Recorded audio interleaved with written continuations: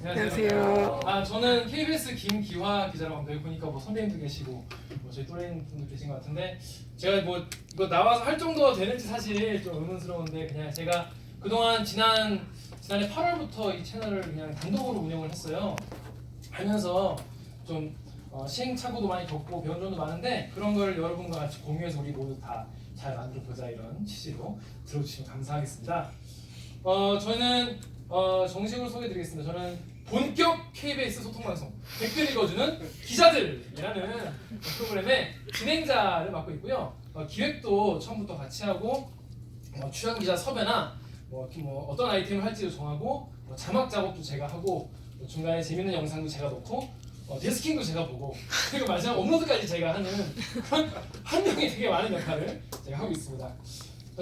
저희 방송 짧게 소개를 드리자면요, 그냥 보시면 아시겠지만은 우리 기사 KBS 기사에 달린 댓글을 보고 읽고 담당 기자가 이거에 대해서 변명을 하거나 설명을 하거나 반박도 하고 또 그런 이제 댓글러분들과 이제 공감하는 그런 컨텐츠입니다. 쉽게 말해서 뉴스 AS라고 생각하시면 될 것 같아요. 네, 그래서 지금 시간이 별로 없어서 제가 빨리빨리 진행을 하도록 하겠습니다. 오늘 발표는 이 순서로 진행할 거예요. 먼저 저희 채널을 설명을 드리고 이제 지금은 어떻게 되나 설명을 드리고 그다음에 언론사 유튜브로 하는 게 사실은 저도 유튜브 엄청 많이 보거든요. 그런데 언론사라서 좀 해야 될 게 있고 하지 말아야 될 게 있더라고요. 그런 걸 좀 설명을 드리고 싶고요. 앞으로 어떻게 하고 싶은지 말씀을 드리겠습니다. 먼저 저희 팀 소개부터 드릴게요. 이게 저희 팀입니다. 저희 왼쪽에 앉아있는 사람부터 소개해드리자면 홍성희 정치부 기자, 그 옆에는 선상원 촬영 기자 앉아있는 사람이 저고요. 그리고 저기 서 있는 분이 오균아 PD, 기획 연출을 맡은 오균아 PD고 그 옆에가 박은진 작가입니다. 두 분 오셨는데 좀 일어나 주세요. 저 두 분이에요. 안녕하세요. 아까 퀴즈 2등 하셨던 분. 그리고 1등은 제가 했습니다. 그만큼 유튜브를 열심히 합니다 제가. 그리고 그 옆에가 오규정 팩트체크 담당하는 기자고 그 옆에 강병수 사회부 기자입니다. 그래서 저희는 원래 월요일, 목요일에 업로드를 하고요. 한 2-30분 정도씩 이제 컨텐츠를 올립니다. 이거를 목요일 밤에 10시부터 12시까지 밤에 녹화를 해서 그다음 주 월, 목에 듭니다. 하게 된 계기는 저희가 파업했잖아요. KBS가 아시겠지만 그 파업을 한 동안에 이대로 그냥 돌아가면은 회사 망할 것 같다. 뭔가 시청자들과 좀 더 이렇게 커뮤니케이션하는 그런 프로그램을 빨리 만들어야겠다. 유튜브 콘텐츠 만들어야겠다. 팟캐스트 해야겠다. 이런 생각이 들어가지고 오기나 PD하고 저하고 같이 기획을 해서 만들게 됐습니다. 아까 그 부장님이 그런 얘기했잖아요. 그 유튜브 채널은 거기에 사문 같은 게 있어야 한다. 그래서 거기에서 벗어나지 않으면 안 된다. 그런 말씀하셨는데 굉장히 저는 그걸 되게 생각으로만 하고 있었는데 말씀 해줘서 되게 잘 들어왔어요. 저는 이제 이게 저희 사문 같은 거거든요. KBS가 이런 걸?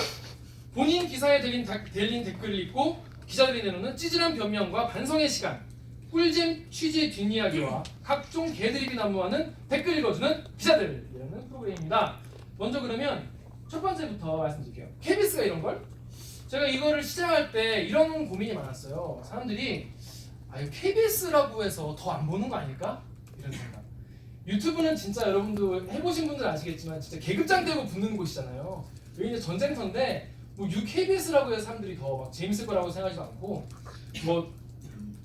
거의 되게 유명한 사람이 하면은 더 많이 몰리긴 하겠지만 어떤 언론사가 만든 거라고 해서 더 어떤 프리미엄이 전혀 주어지지 않습니다. 이게 오히려 마이너스로 작용할 수 있기 때문에 오히려 저는 KBS의 색깔을 좀 먼저 빼고 시작하자 이런 생각을 먼저 많이 했어요. 그래서 그런데 많이 신경을 많이 썼고요. 그래서 그 다음에 기자들이 내는 찌질한 변명과 반성의 시간. 사실 기자들이 여기 다 언론사시니까 다 더 잘 아실 거예요. 자기가 쓴 기사 있으면은 댓글을 되게 열심히 챙겨 보는 경우가 많거든요. 그런데 답답해요. 기자 입장에서는. 그러니까 내가 이렇게 해놨는데 오해하는 경우도 많고, 그죠? 아니면은 되게 따끔한 지적이 들어왔는데 이거에 대해서 내가 좀 설명하고 싶기도 하고 뭔가 다짐하고 싶은데 채널이 없잖아요. 이렇게 서로 쌍방향 통할 수 있는 채널이 전혀 없어요. 공간이 없어요. 그래서 어떻게 하냐면 동료 기자 아니면 후배 불러다가 술 먹이면서 야 진짜 너무 아무것도 모르고 댓글 쓰지 않냐? 이러면서 맞습니다 이러면서 그냥 이거 넘기는 거예요. 전 그게 다시 너무 좀 아깝더라고요. 그래서 그리고 또 댓글 쓰는 사람들 같은 경우에도 이제 자기의 시각에서만 기사를 바라보는 경우가 많으니까 또 본인의 입장에서 기사를 해석하는 경우가 많기 때문에 사실 기자의 어떤 의도나 이런 거를 한 번 더 설명 듣고 싶어하는 경우도 많아요. 그래서 이게 우리는 사람들 보고 악플 다는 사람들 악플러라고 얘기하고 댓글 쓰는 사람들은 비례기 새끼를 니나 그렇지 이렇게 생각을 하는데 이 둘 사이에 좀 간격을 좀 좁힐 수 있지 않을까, 좀 그런 공간이 좀 필요하지 않을까, 이 둘을 만나게 하면 좀 재밌는 얘기가 나오지 않을까 이런 생각이 들어서 이런 소통 방송을 만들어봤습니다. 그래서 그동안은 기자들이 좀 손 놓고 있을 수밖에 없었는데 사례를 작은 거 하나 들어드릴게요. 저희가 저희 취재기자 중에서 아까 봤던 강병수 기자가 그 태광그룹의 이호진 회장 아시죠? 그분이 그 보석을 되게 오랫동안 나와 계셔가지고 그동안 거의 자유인과 다름없는 삶을 살았다 이런 보도를 했는데 KBS 뉴스에 거기가 이제 떡볶이 먹으러 간 영상을 입수를 한 거예요. 그래서 그 영상이 나갔는데 우린 이만큼 이 사람이 집에서 굉장히 멀리 있는 떡볶이집이란 말이에요. 거기까지 나와가지고 여기 자유인과 같은 삶을 살고 있다라는 이야기를 하고 싶었는데 시청자들은 거기에 대해서 떡볶이에 너무 관심을 다 가지시더라고요. 그래가지고 뉴스에 달린 댓글이 전부 다 재벌 회장이 떡볶이 먹으면 정말 소박한 거 아니냐, 저 정도면 정말 괜찮은 사람 아니냐 이런 식의 댓글이 많이 달리더라고요. 그래서 한 분이 이렇게 떡볶이 얘기보다는 이거에 대해서 법원과 검찰은 뭘 했는지, 법원과 검찰을 조져야 되는 거 아니냐 이런 말씀을 하셨어요. 이 얘기를 듣고 저희도 좀 약간 그렇구나라는 반성도 많이 하게 됐고 시청자들은 이런 식으로 또 받아들이는 거라는 걸 알게 됐습니다. 그런데 꿀잼 취재 뒷이야기, 사실 이 댓글러들의 댓글을 저희가 받아 안아서 설명하는 과정에서 자연스럽게 취재 후기가 나오게 되거든요. 그런데 취재 후기는요 여러분 정말 좋은 콘텐츠예요. 아까도 말했지만 유튜브에서 되게 중요한 것 중에 하나 독창성인 건데 어디서 나오지 않은 거를 또 올리는 건데 오리지널리티가 확실히 확보됩니다. 취재 후기는 같은 사안을 취재했더라도 다른 기자가 다른 현장에 가서 취재했기 때문에 정말 취재 후기가 정말 재미가 있어요. 그리고 사람들이 이 뉴스 뭐가 어떻게 발생했다, 누가 잘렸다, 어디가 무너졌다 이런 얘기는 거의 실시간으로 다 알아요. 아시죠? 예전에는 아침 조간신문 낮에 속간신문 보고 알았지만 지금은 스마트폰과 다른 디바이스 통해서 실시간으로 공기같이 이제 상황을 돌아가는 걸 알기 때문에 그러면 그거는 사실 연합뉴스랑 뉴시스 이런 통신사들이 하면은 그 다음부터는 다른 언론사들이 기사를 찾아볼 이유가 사실은 많지 않아지는 거예요. 조금씩 다르지. 근데 저는 그 상황에서 우리가 줄 수 있는 정말 새롭고 재미있을 수 있는 컨텐츠가 이 취재 후기라고 생각을 합니다. 취재 후기는요 다들 굉장히 궁금해해요. 그래서 이 기자들이 사실은 여러분도 취재 기자 해보신 분들 계시겠지만은 이만큼 취재를 하잖아요. 그러면은 특히 방송기자들이 더 그래요. 이만큼밖에 보도가 못 나가요. 이만큼은 다 버리는데 이게 나중에는 그냥 무용담같이 그냥 소비돼 버리는데 이게 사실은 되게 이 사건의 이면을 되게 보여줄 수 있는 사안인데 기사화시키긴 약간 애매한 그런 내용이 있을 수가 있거든요. 그래가지고 취재 후기에 대해서는 사람들이 굉장히 재밌어합니다. 기본적으로 이번에 저희가 그 정보경찰, 그러니까 경찰청 정보국이 이제 검찰이 이거를 압수수색했는데 가보니까 다 깡통 PC였다 이런 보도가 있었는데 그거가 어떻게 이제 진행이 된 거고 그 배경에 검찰과 경찰의 싸움이나 정보경찰의 정보가 어떻게 청와대에 들어가는가 이런 거에 대해서 설명을 했는데 이거를 1시간 동안 저기 얘기를 하는데 이거를 기사에 담기는 좀 어려운 내용이거든요. 그런데 사람들은 굉장히 재밌어요. 그래서 이런 걸 하는데 기본적으로 이거를 여러분은 다 그래서 여러분의 언론사의 기자들이 있잖아요. 그 한 명 한 명만큼 다 좋은 그 재료가 있는 겁니다. 그런데 이거를 어떻게 요리를 하냐가 중요하겠죠. 그래서 그거를 조미료를 잘 치는 걸 저는 드립이라고 표현을 했는데 같은 얘기도 정말 더럽게 재미없게 하는 사람이 있죠. 근데 같은 이야기를 정말 찰지고 재밌게 하는 사람이 있습니다. 또 그렇게 할 수 있는 컨텐츠 어떤 구성 같은 것도 있을 수 있고 그래서 저는 그런 것들을 우리는 정말 신선하고 재미있는 컨텐츠를 모든 언론사의 모든 기자들은 다 가지고 있다. 근데 그거를 재밌게만 포장하면은 독창적이고 재밌는 콘텐츠가 되지 않을까? 그런 생각이 들어서 이 프로그램을 기획을 하게 됐습니다. 그래서 저희 프로그램이 어떤 건지 살짝 한번 짧게 영상 한번 보시겠습니다. 여기 소리가 그대로 나오죠? 이게 사실 보시면 아시겠지만은 그 청와대 특감반 사건에 대해서 저희가 이제 그 취재 뒤 후기를 약간 풀어주는 그런 내용이었거든요. 근데 이제 여기서 저희가 사실 청와대 특감반이 어떤 일 하는 사람인지 사실 많이 모르잖아요. 청와대 출입 기자들도 모르는 경우가 많았는데 그 사람들이 어떤 사람인가에 대해서 이제 취재한 기자가 장관들이나 이런 사람 만나면서 장관이 청와대 6급 공무원을 만날 때 대감님이라고 하더라. 뭐 이런 얘기를 딱 들으면 사실 이게 기사에 나가기에는 좀 약간 까리한 내용이긴 하죠. 하지만은 얘기를 들었을 때 아, 그 정도로 이 사람들이 권세가 무시무시했구나 이런 걸 굉장히 이해하기 쉬운 그런 포인트예요. 그래서 이런 게 사실 저희가 취재후기에서 나올 수 있는 이야기인데 이 부분이 사실 많이 화제가 됐었습니다. 커뮤니티에서. 그래서 이 부분이 되게 컷별로 이렇게 막 이렇게 캡처가 돼가지고 많이 돌아다니고 그러면서 저희 유튜브가 좀 많이 유명해지는 데도 이쪽을 했었는데 그래서 저희 이제 이런 방송을 하고 있다는 말씀을 드리고 싶습니다. 그래서 어떻게 되냐? 제가 8월에 시작했다고 했잖아요. 뭐 11월 뭐 여기까지는 뭐 거의 반응이 없죠. 제가 석 달 동안 구독자가 140명이었어요. 석 달 동안 140명 정말 힘든 시간이었는데 그래서 잘 이겨냈고요. 근데 일단 한번 올라간 게 이제 그때 저희 프로그램 중에서 KBS 프로 중에서 이제 저널리즘 토크쇼 J라는 프로인데 거기 유튜브 라이브가 있습니다. 그래서 거기에 제가 한번 잠깐 출연했다가 여기서 한 700명 정도 땡겼습니다. 700명 땡겼는데 그 다음에 사실 이런 이벤트성은요 그 뒤 이후 보시면 아시겠지만은 여기서도 그 이후에도 구독자 변화가 없어요. 왜냐면은 그냥 이벤트성으로 한번 들어온 거기 때문에 입소문이 나는 게 아니라. 그런데 11월 12일, 22일 요때 청와대 특감반 자체가 아까 봤던 그 에피소드가 사람들이 보고 아 이건 진짜 재밌다 싶어가지고 여러 커뮤니티 뭐 딴지나 뭐 루리앱이나 뭐 파리쿵이나 이런 되게 사람 많이 있는 커뮤니티 이게 퍼지면서 또 트위터에서도 굉장히 언급이 많이 됐었어요. 그걸 잘라가지고 많이 이제 푸셔가지고 그때부터 확 속도가 붙기 시작을 해서 이때부터는 되게 뭐 줄어든 때도 있지만은 계속 좀 성장을 하고 있죠. 근데 이제 그 다음에 한 번 또 확 늘어나는 계기가 뭐냐면 저희 프로그램 중에서 이제 그 국회 운영위원회에서 조국 민정수석과 임종국 비서실장 나왔을 때 그 여야 의원들의 질의 태도에 대해서 한번 다룬 적이 있었어요. 근데 그때 박범계 이제 민주당 의원이 같은 질문을 계속 반복한 적이 있어요.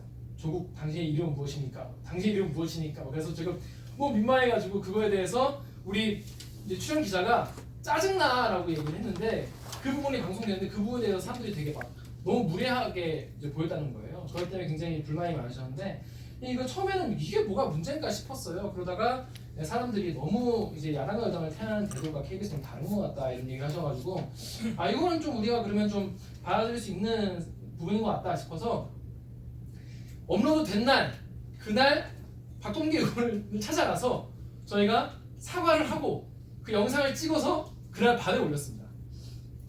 사실 이거에 대해서 사실은 사람들이 좀 이해를 못 하시는 분들도 되게 많았어요. 왜 기자가 그렇게 정치인한테 사과까지 하냐 이런 거에 대해서 좀 약간 불만이신 분도 있었고 그랬는데 저는 사실 되게 잘했다고 생각합니다. 그렇게 저희가 좀 당사자가 모르는 상황에서도 저희가 좀 무례한 행동을 했다면 사과를 하고 또 그 이후에 사람들이 저희 채널에서 야 니네가 이렇게까지 할 줄 몰랐다. 기자가 누구한테 사과하는 거는 처음 봤다. 그러면서 아 진정성이 있는 것 같다면서 그동안 내가 니네 눈팅만 했지만 이제 구독을 눌러주겠다 이런 분들이 많아가지고 이때 굉장히 많이 늘어났어요.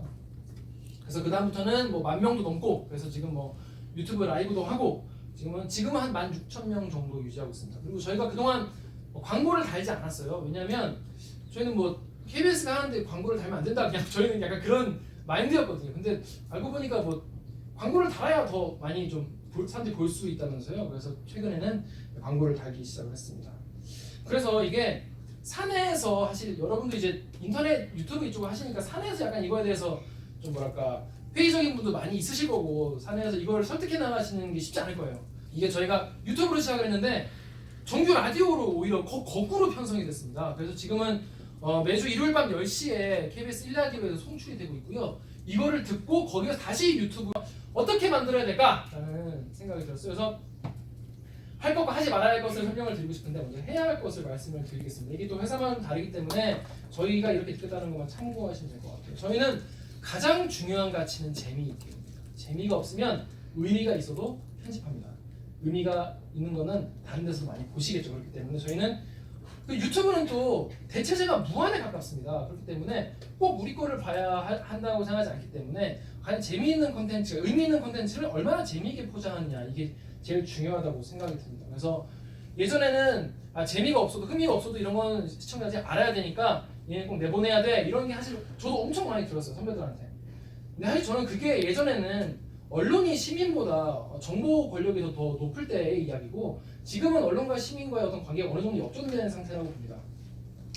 언론들만큼 더 많이 시민들이 이미 알고 있고 마음먹으면 얼마든지 빨리 알 수 있기 때문에 그런 자세보다는 수용자 입장에서 많이 좀 생각을 해야 된다 이런 생각이 들었습니다. 이건 진화나 에피소드인데요. 딴 게 아니라 저희가 이제 방송 뉴스를 하는데 홍성희 기자가 저희가 그 육체 가동 연한 60세에서 65세로 늘린다 이런 리포트가 있었잖아요. 최근의 내용이. 근데 이거를 60세에서 55세로 늘렸다라고 잘못 읽어가지고 유튜브 그러니까 그 아웃시뉴스에서 사고가 날 뻔했어요. 그래서 이거에 대해서 잠깐 얘기를 하는데 저희 분위기를 좀 보시라고 한번 보여드릴게요.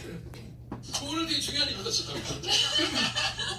낚시질을 뭔가 하고 계신 것 같아요. 뭔가 노리고 지금 판결문 보도를 했습니다. 정리해서 나이를 60살에서 65살로 올리는 내용인데 홍 기자가 오늘 리포트를 만들었는데 네. 이제 온에어 되기 전에 네네네. 저희 편집부가 이제 미리 한번 검수를 하거든요. 네. 들었는데 60살에서 네. 55살로 올렸다고 합니다. 아니 이 사람 어떻게 된 겁니까? 어떻게 된 겁니까? 사실 저 편집부가 얼마나 검수를 제 역할을 하고 있나 약간 그게 궁금했어 사실 약간 노린 거구나. 기화 선배가 일을 제대로 하고 있나? 그렇지 그런 실수를 앞으로 좀더 반짝짠이고 리포트 하시기 바랍니다.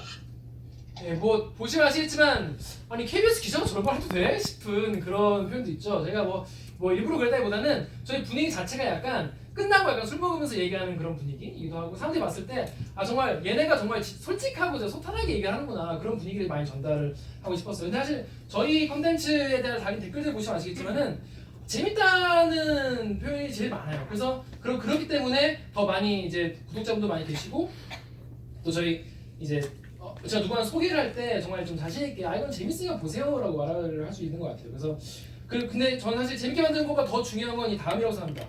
이 다음은 왜 내려가지 않는 거죠?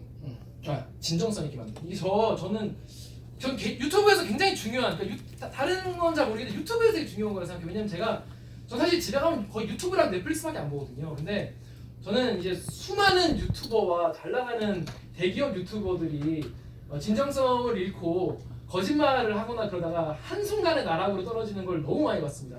그때 되면 사과 영상 고개 숙이며 올려도 전혀 먹히지가 않거든요. 근데 사실 사람들이 기자한테 가장 기자들이 없을 거라고 생각하는 부분이 사실 진정성이에요. 기자들은 거짓말일 거야, 쟤는 나쁜 애일 거야, 우리 속일 거야 이런 생각 많이 하시는데 그래서 진정성을 담아서 만드는 게 가장 중요하다. 우리 채널의 핵심이다라고 생각을 합니다.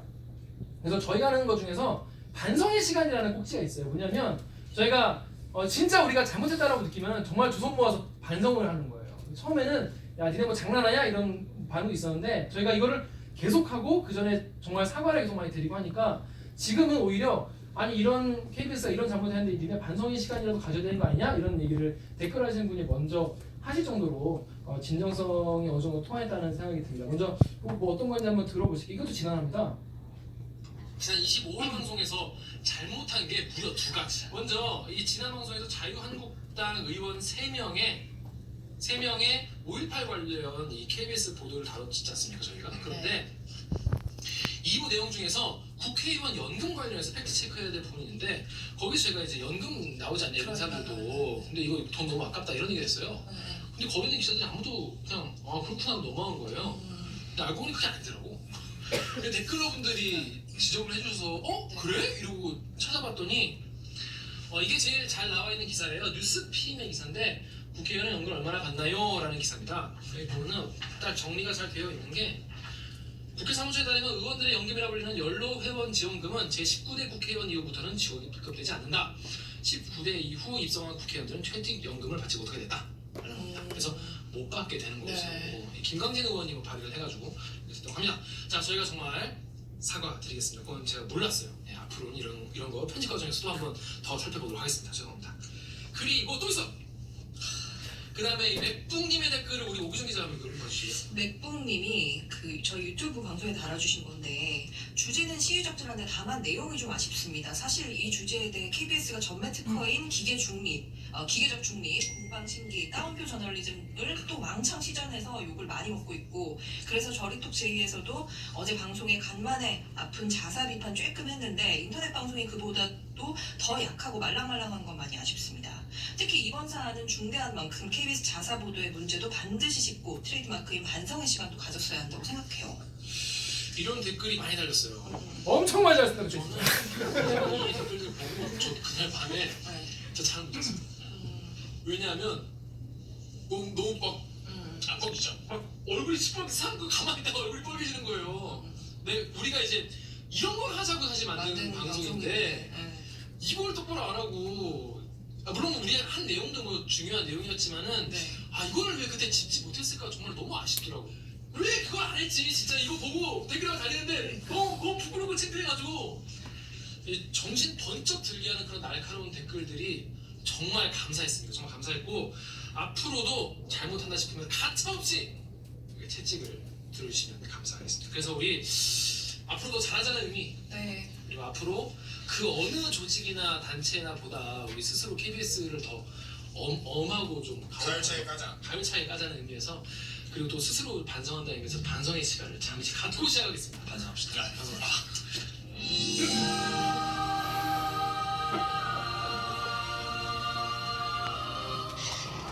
네, 이러고 이제 합니다. 한달 막 웃으면서 잘하면 되죠 하는데 이번에 진짜 아파. 맞아요.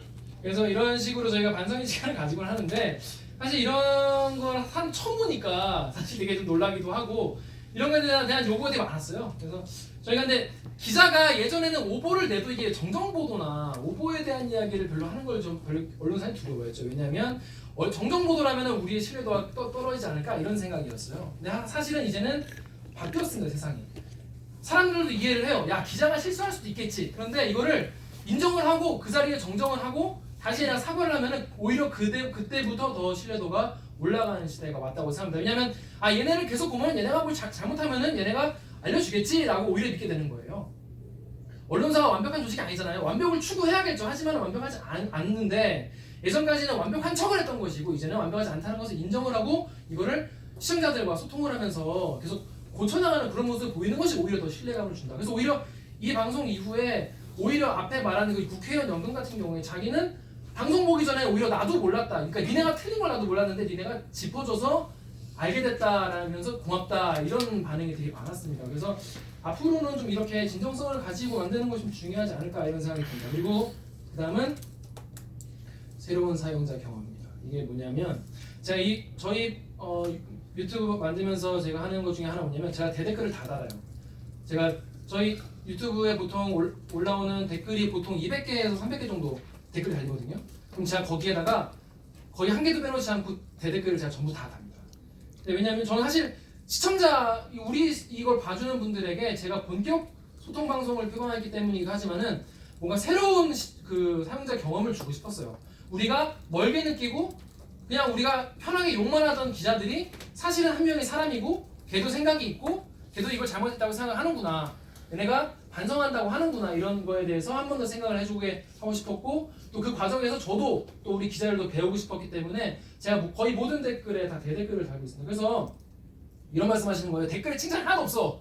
이거 예전에 정말 욕만 먹은 영상이 하나 있어요. 그것도 이제 국회 운영위원회 관련 영상이었는데 댓글에 칭찬이 하나도 없는데 하나도 거리지 않고 답변을 달아서 또 그래도 뭐 칭찬해준다 이런 말씀하시는 분이 많은데 사실 이렇게 대댓글을 다 다는 모습을 보고 뭔가 구독을 하게 됐다 이런 분도 되게 많아요. 저는 근데 이런 경험이 사실은 많지 않잖아요. 내가 뭔가 악플을 달았는데 그 주인장이 와가지고 그거에 대해 전부 다 설명을 해주는 경우는 적기 때문에 사실 저는 본격 소통 방송을 표방했다면 이런 걸 해야 되지 않을까라고 생각해서 이거를 열심히 달고 있습니다. 그래서 이 컨셉을 계속 유지하고 싶은데요. 아까 말씀드린 박범계 의원 관련된 저희 사과 영상에도 이런 댓글이 달렸어요. 시청자가 바라는 건 큰 게 아니라 이런 거다. 시청자들이 보내는 소통의 손짓에 KBS가 대답하고 반응해주는 것. 당장 큰 변화를 기대하는 게 아니라 진심이 담긴 말 한마디 노력하는 모습이 시청자들의 감동받고 박수칠 준비가 되어 있다. 그동안 쓴소리 많이 했는데 박수 응원 보낸다. 이게 뭐 좋아요도 많이 받았어요. 근데 이분이 정말 쓴소리 많이 한 분이었어요. 맨날 이러고 한 분이었지만은 이때는 정말 그래 니네 정말 그래 보니까 진정성 있는 것 같다 이렇게 생각을 해 주신 겁니다. 그래서 저는 이런 새로운 경험들을 주고 싶었고 그것이 이제 그동안 기자 또 기레기라고 생각했던 사람과 악플러 또 시민이라고 생각했던 사람들의 뭔가 그 간격을 좀 줄이는 데 역할을 하고 싶었습니다. 그리고 그 가장 좋은 이 공간이 전 유튜브라고 생각을 했고요. 그래서 뭐 이거는 제가 원래 그래서 이거를 잘하려면 어떻게 해야 되냐? 기자라고 하면 사람들이 제일 처음 떠올리는 게 앞에서 말씀드렸지만은 재수 없다라는 게 가장 크게 떠오르는 사실은. 기자들이 워낙 그동안 뭐 잘못한 것도 많이 있고 또 기자라는 이미지 자체가 좀 그래서 그런 것도 있는데 그러니까 저는 이걸 처음 만들 때 그냥 저 혼자 생각이 뭐였냐면 뭔가 무한도전 같은 프로를 만들고 싶다는 생각이었어요. 그만큼 뭐 큰 프로를 만들고 싶다는 게 아니라 아이템에 따라서 조회수가 너무 크게 왔다 갔다 하지 않고 이 기자들에 대한 호감이 계속 유지가 되었으면 좋겠다. 그래서 얘네가 나와서 지들끼리 떠들기만 해도 사람들이 재밌게 봐줄 수 있는 그런 캐릭터 쇼를 만들고 싶다는 생각이 들었습니다. 기자들 다 데리고.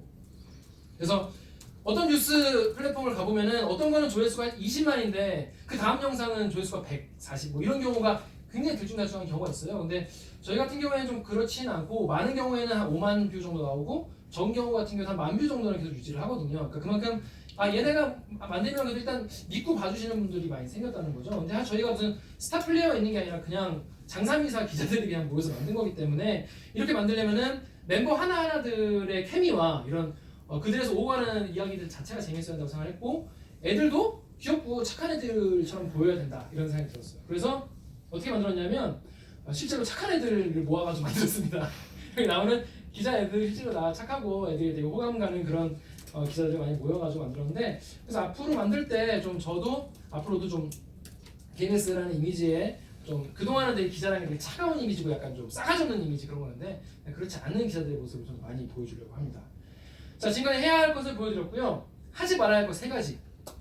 이 3가지를 제가 왜 하지 말아야 할 게 엄청 많은데 왜 이 3가지를 꼽았냐면은 이 3가지는 제가 하고 싶은 유혹을 받았던 것들이에요. 그리고 기자들이라면은 또 이걸 만드는 사람들이라면은 누구나 한번 유혹을 느낄 만한 거예요. 잘난 척. 기자들은 그렇게 잘난 척을 하고 싶어 합니다. 그래서 내가 이걸 한 게 무슨 누구 옷을 벗겼니 뭐 어느 기관을 흔들어놨니 이런 얘기 엄청 좋아하잖아요. 기자들 하시는. 왜냐하면 또 기자들은 또 누가 칭찬해주는 사람들이 없기 때문에 자기가 이렇게 잘하고 싶어하는 마음은 이해를 하지만 이걸 보는 사람들은 대부분의 사람들은 기자에 대해서 그렇게 호감이 갖고 있지 않습니다. 반감이 훨씬 더 많죠. 그래서 뭔가 이제 기자 특유의 곤조나 이런 잘난 척 같은 거는 자제하는 게 좋습니다.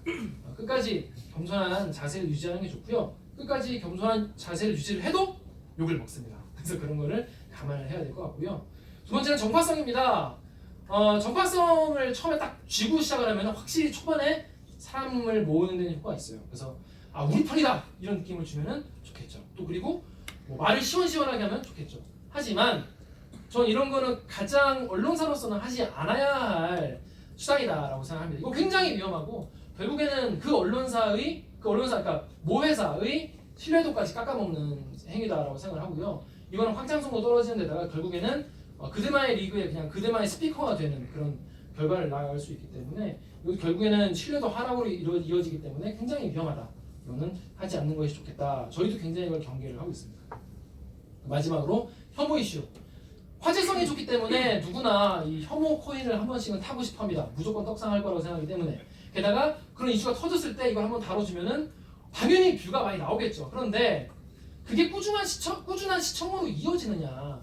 저는 그건 아니라고 생각해요. 저는 꾸준한 시청은 아까 말씀드린 대로 원래 컨텐츠 자체가 재미있고 어디서도 들을 수 없는 오리지널리티를 담보한 이야기고 그래 나온 애들도 귀엽고 착해 재밌어 이런 게 꾸준히 이어질 때 그 꾸준한 시청자가 이어지는 것이지 이런 화제성에 탑승했을 경우에는 옆에 그냥 관련 영상 하나로 그냥 보고 그 영상만 많이 나오고 이 채널에 대한 어떤 뭐 구독이나 이런 걸로 이어지지 않을 거라고 저는 생각합니다. 그리고 이런 거는 사실 하는 유튜버들이 많잖아요. 그러니까 그분들에게 시장을 내어주고 언론의 역할은 이건 좀 아니라고 생각합니다. 그래서 저희는 앞으로도 이런 이슈는 좀 조심해서 다루거나 다루지 않을 생각입니다. 그래서 앞으로의 계획을 말씀을 드릴게요. 전 2가지 생각을 많이 해요. 유튜브가 되게 요즘에 이제 매도당하죠. 가짜 뉴스의 온상. 이거 주로 이제 저희 KBS 같은 이런 기존 이제 언론사들이 유튜브를 매도할 때 이런 얘기를 많이 하잖아요. 뭐 나쁜 컨텐츠가 많니, 뭐 자극적인 컨텐츠가 많니, 가짜 뉴스가 많이 퍼지니. 그런데 저는 유튜브 아까 말했다시피 계급장 떼고 붙는 것이기 때문에 그러면 우리 언론사들도 정말 계급장 떼고 정말 컨텐츠만으로 한번 붙어볼 수 있다고 생각해요. 충분히 우리는 거기에서 아까 말한 대로 우리 실력이 있습니다. 뭐 2가지 취재 후기 등을 통한 기자들의 오리지널리티고 2번째는 우리가 언론사이기 때문에 기본적으로 우리는 팩트에 대한 엄정함을 기본적으로 좀 내재해야 한다고 배웠다고 생각해요. 그래서 저는 그런 과정에서 시간이 지금 사실 유튜브가 지금 생겨났다고 하지만 언론의 역사에 비하면 굉장히 지금 짧은 시간 동안 폭발적으로 성장을 한 것이거든요. 그래서 이게 좀 더 길어지면은 결국에는 시청자들 같은 경우에도 물론 자기가 보고 싶은 것만 보고 싶어하는 사람도 있겠죠. 하지만은 대부분의 시청자들은 얘네가 계속 그냥 믿고 얘네가 하는 얘기를 어디 가서 인용해도 될 정도로 볼만한 언론사 채널인가 그런 어떤 유튜버인가를 계속적으로 옥석을 계속 가리고 있습니다. 저희 댓글을 달아주는 분들을 보면 그런 얘기를 계속적으로 하고 있어요. 그래서 앞으로는 저희가 이제 앞으로 이제 온 언론이 좀 더 신뢰를 유튜브 내에서 받을 수 있도록 저는 좀 더 기존 언론의 책무를 지키면서 유튜브에서 정말 대표적인 뭔가 기존 언론사임에도 불구하고 되게 재미있고 그리고 믿을 만한 그런 채널로 자리를 잡게 하고 싶고요. 두 번째는 이건 약간 좀 독특하다 생각할 수 있는 전 이 생각을 되게 많이 했어요. 시청자들이 KBS 기자들을 좀 기억하게 만들고 싶어요.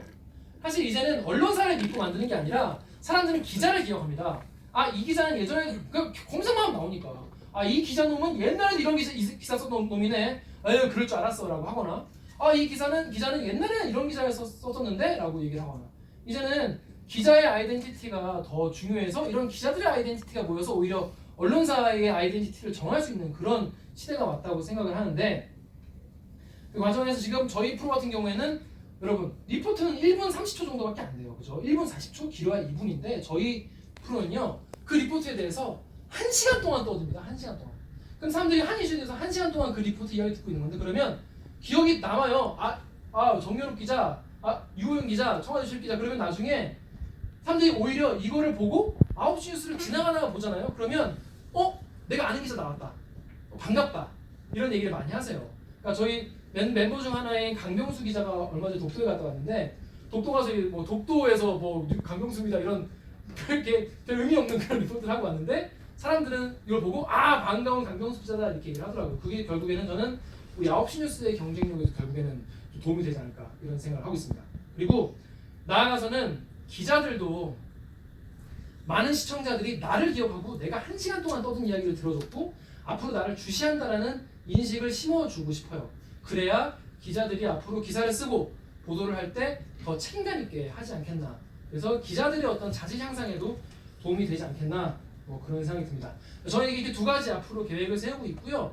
구독자를 얼마나 늘리겠다 이런 건 사실 저는 너무 몰라요. 저도 사실 여기 앉아가지고 이 얘기 좀 들어야 될 정도로 전혀 모르는데 저는 앞으로 이렇게 우리가 이런 유튜브라는 되게 좋은 판이 벌어졌으니까 여기서 우리가 할 수 있는 점들을 이제 막 시작이니까 막 부글부글 끓이면서 재밌게 같이 좀 만들어 갔으면 좋겠습니다. 이 시청자들은 정 주고 싶은 언론사를 찾고 있어요, 진짜. 그분들도 스타 플레이어 막 유시민, 김어준, 홍준표 이런 사람들만 있는 게 아니라 언론사들에게도 정말 귀를 기울이고 싶어요. 그래서 그런 거를 공간을 우리가 빨리 좀 만들어 주었으면 좋겠다 이런 말씀을 드리면서 제 발표를 모두 마치겠습니다. 감사합니다. 네, 마무리 인사. 마무리 인사. 네, 저는 이번에 하게 된 게 이제 다른 언론사들을 모아놓고 한 거거든요. 그래서 다른 언론사도 저희 같이 이런 댓글 읽어주는 기자들처럼 소통하는 그런 콘텐츠를 많이 만들면 좋겠다 이런 취지로 오늘 발표를 했습니다. 앞으로도 이런 콘텐츠 많이 만들면 좋겠고요. 저희 댓글 읽어주는 기자도 여전히 사랑해 주세요. 감사합니다. 부탁드릴게요.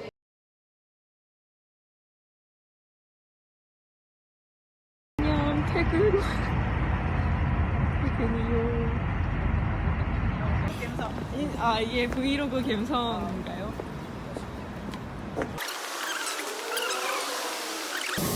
우리나라는 왜 외국